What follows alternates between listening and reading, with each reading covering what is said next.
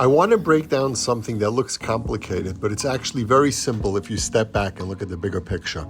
Over the last few weeks, the overnight funding markets, those are the pipes that move cash between banks every single night, started to tighten again.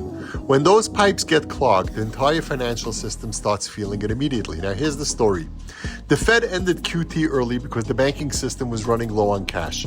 When banks don't have enough liquidity, the overnight markets start showing stress. And that's exactly what we saw. This is the same pattern that we saw in 2019, right before the Fed was forced to step back and pump liquidity. Ending QT did not fix the problem. The system was still tight. Even when QT officially stopped, funding conditions stayed strained. That tells you that the Fed didn't stop early by choice. They stopped early because they had to.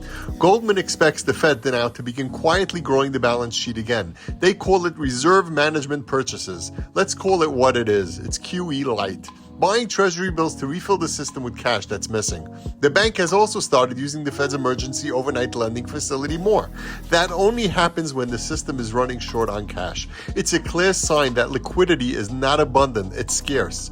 Now, this is exactly the backdrop when gold shines. Gold does not wait for the Fed to announce new stimulus. It reacts to stress happening behind the scenes. When the financial systems run low on liquidity, the Fed has no choice but to add more. More liquidity equals a bigger Fed balance sheet, which equals a weaker dollar foundation, which finally, the total is a bullish for gold. The Fed did not end QT because inflation is over. They ended QT because the system couldn't handle it. And in that environment, liquidity, stress, forced balance sheet expansion is exactly what makes the gold market its strongest moves.